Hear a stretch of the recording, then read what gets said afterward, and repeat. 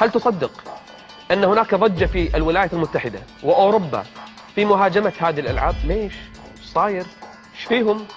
دول الغرب مؤتمرات صحفية تعقد وندوات تلفزيونية وقضايا ترفع الآن مرفوعة قضايا كثيرة في المحاكم ضد هذه الألعاب ومصنعيها ومنتجيها وبائعيها. ليش؟ ايش فيهم؟ احنا عندنا قاعد تنباع بكل سهولة. تعرفون ليش؟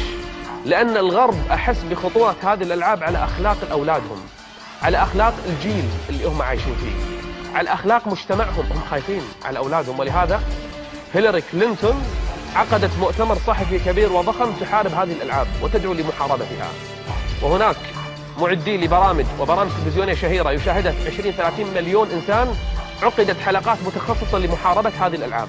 ايش صاير؟ ايش فيه الألعاب هذه؟ كل الآن بعض المتدينين بل أغلبهم علشان عياله ما يطلعون فضائيات حط لهم هذه الألعاب. ما يدري أن هذه الألعاب اليوم أخطر من القنوات الفضائية، اسمح لي، حتى الإباحية.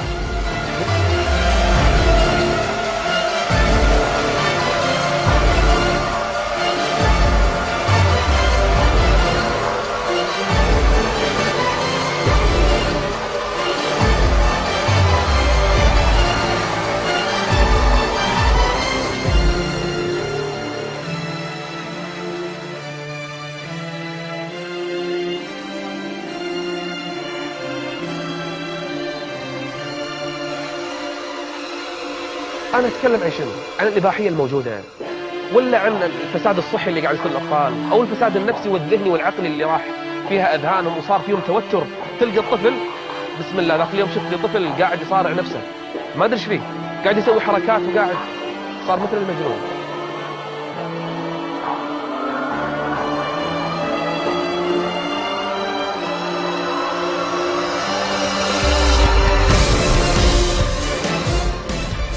المصيبة الطامة الأكبر إن بعض هذه الألعاب الولد حتى يوصل لهذه المرحلة الإباحية اللي يفعل فيها الفاحشة، اللي يدخل ملهى ليلي. مثل ملهى ليلي؟ ملهى ليلي بكل معنى الكلمة، كل شيء فيه. طفل ب7 سنين يدش يختار الفتاة ويدخل داخل ويسوي كل شيء.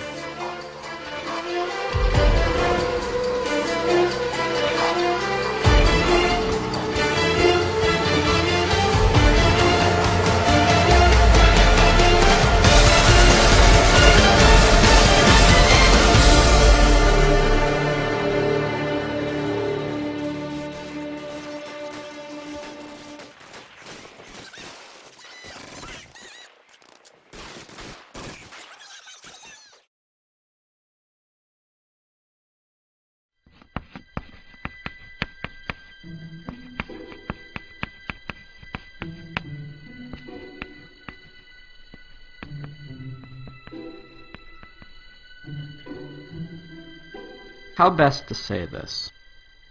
Understand that I'm not the kind of person to sit in front of a microphone and believe that what I think will have any profound meaning to your lives. But you see, although what I have to say may upset a few of you, a few months ago I had one of those life-changing moments that forced me to realize that I've made a lot of stupid mistakes in my life.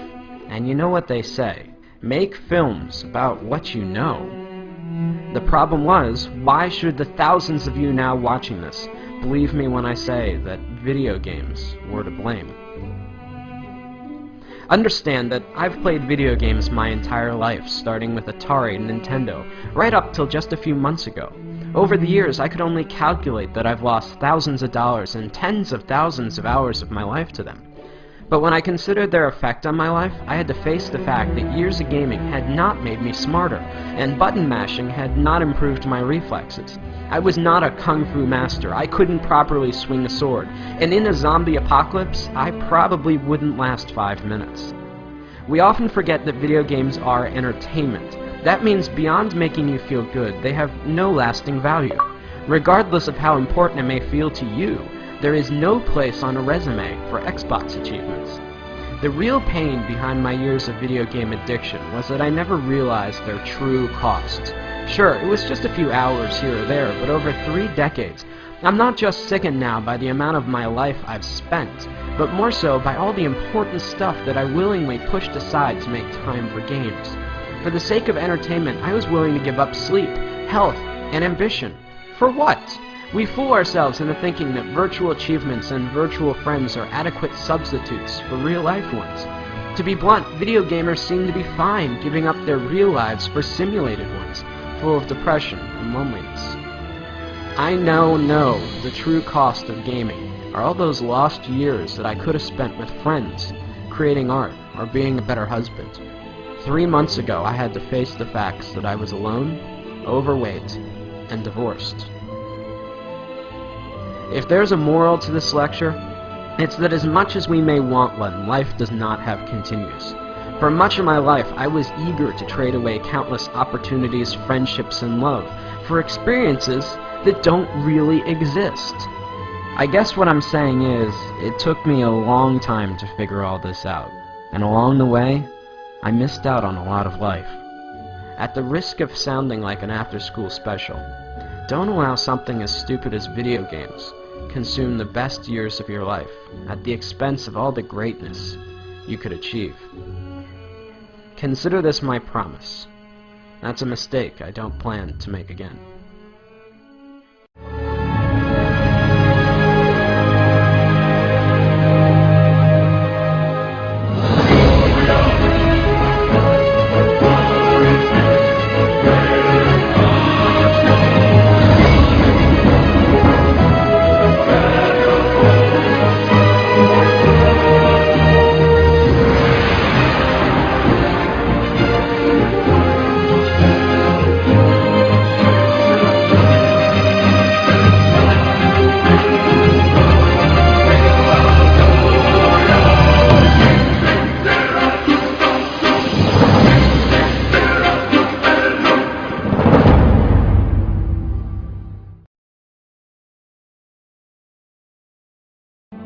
Now, I know a lot of you are going to be angry or confused over the things that I'm saying.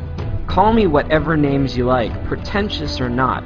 Understand that while I don't hate video games or the people that make them, I'm still worried about their overwhelming negative effects that they've had on my generation. But halfway through animating this film, I came across a documentary about the Penny Arcade convention, and that's when it hit me. Healthy gamers do not dwell away on the games, but instead embrace the community. While there may not be value in the games themselves, anything that brings people together and builds communities that embrace who you really are can't be half bad. As I scan through the images of very different people, all united by a common interest, it gives me hope that something good may still come out of all this. We are the first generation forced to find a balance between letting technology improve our lives or risk allowing it to dominate us. In reality, does Warcraft or Facebook improve your social life, or are you sitting at home alone? Either way, the only thing I know is that I'll never find out sitting alone in front of my TV, and neither will you. Whatever you choose, remember, in this game, you only get one life.